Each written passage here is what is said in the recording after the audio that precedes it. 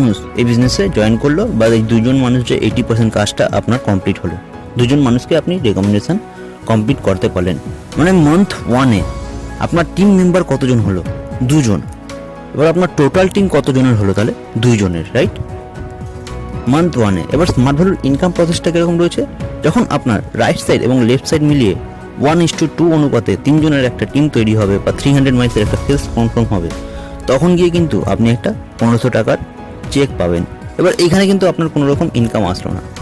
এবার আপনাকে আরও একটা ঝাটকা দিই, আপনি মান্থ 1 কাজ করে আপনি 2জনকে যে রেকমেন্ড করলেন, সেই রেকমেন্ডেশনটা করে আপনি কিন্তু কাজ করা বন্ধ করে দিলেন। এই যে নতুন যে নিউ জয়েনিং আসলো, নিউ জয়েনিং যে 2জন আসলো, তারা কি কাজ করা বন্ধ করে দেবে? না, তারাও শুধুমাত্র তাদের 80% কাজটা করে তারা কিন্তু বিজনেসটা করা বন্ধ করে দিচ্ছে।